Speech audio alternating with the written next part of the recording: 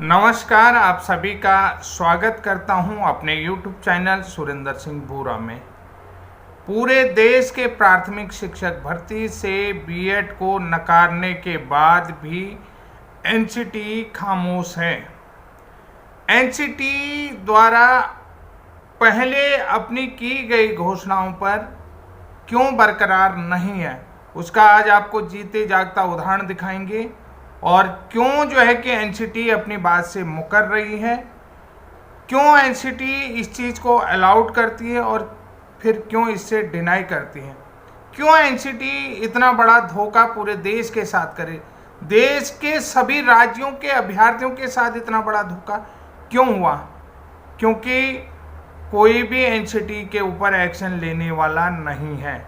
जिस दिन एनसीटी के ऊपर एक्शन हो जाएगा उस दिन सब चीज़ें सही हो जाएंगी। जिस दिन माननीय सर्वोच्च न्यायालय एनसीटी के ऊपर एक्शन लेगा उस दिन आपको सारी चीज़ें सही मिलेंगी और सही तरीके से मिलेंगी।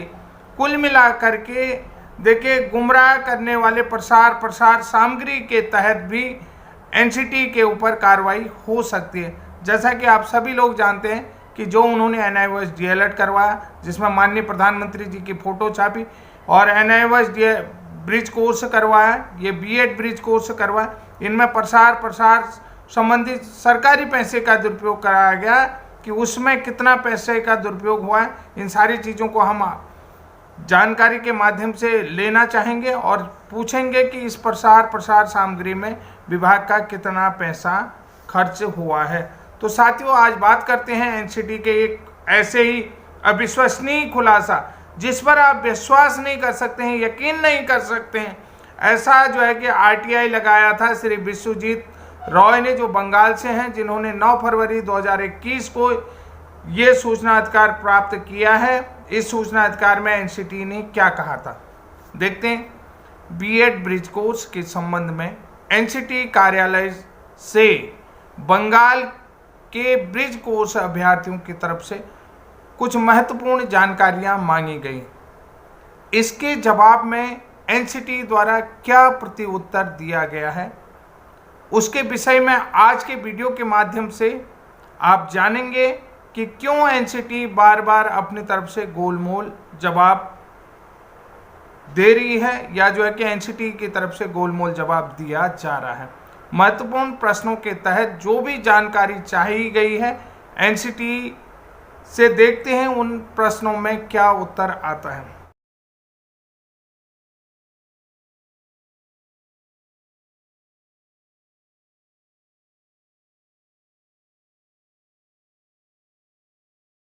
देखिए, सबसे पहली बात कि एनसीटी आज पहले अलग उत्तर देती है, आज गोलमोल जवाब देती है। जैसा कि ब्रिज कोर्स वालों को भी पहले ऑर्डर किया, बाद में जो है कि डिनाई करा। तो अब एनआईओएस डीएलएड वालों को वैसे ही अब जो है कि ब्रिज कोर्स को लेकर भी कुछ ब्रिज कोर्स वाले जागरूक हो चुके हैं और उन्हें जागरूक होना चाहिए। इन सभी प्रश्नों का उत्तर भी एनसीटी से मांगना चाहिए, जानना चाहिए कि क्या पहले आपने इसे वैलिड किया और बाद में वैलिड क्यों नहीं किया। सबसे पहला प्रश्न क्या है कि क्या बीएड के साथ एनआईओएस ब्रिज कोर्स पीडीपीटी 2 साल के डीएलएड के बराबर डिग्री है, यानी कि 2 साल के डीएलएड के बराबर की डिग्री है।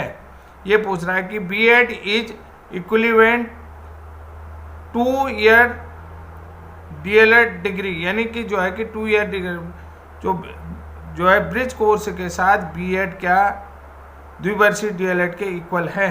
तो इसका उत्तर देते हैं। तो इसका उत्तर देखिए, कोर्ट ने भी बिना जाने हुए फैसला एनआरसी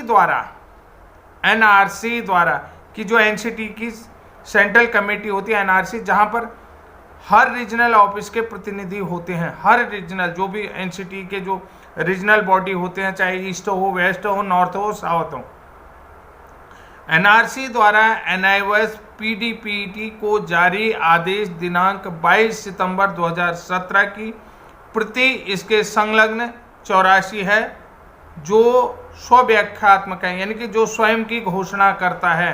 यानी कि 22 सितंबर 2017 को इसका पत्र दिया गया है, उसमें सब कुछ लिखा हुआ है। जो 22 सितंबर का जिसके लिए जो है कि गजट पब्लिकेशन के लिए है, और जिसमें किस ऑर्डर के तहत, किस नियम के तहत इसका गजट प्रकाशन होना था, ये सारी चीज़ें उसमें लिख दें। इसलिए वो कहता है कि एनआरसी द्वारा एनआईएफटी का जो आदेश जारी करता है वो स्वयं में की व्याख्या करता है, यानी कि वो स्वयं व्याख्या करता है कि वो एलिजिबल है या नहीं। यानी कि कुल मिलाकर के उस पत्र को मानना चाहिए कोर्ट ने भी। जब एनसीटी बार बार यही चीज़ कह रही है तो कोर्ट के उस पत्र को जरूर मानना चाहिए।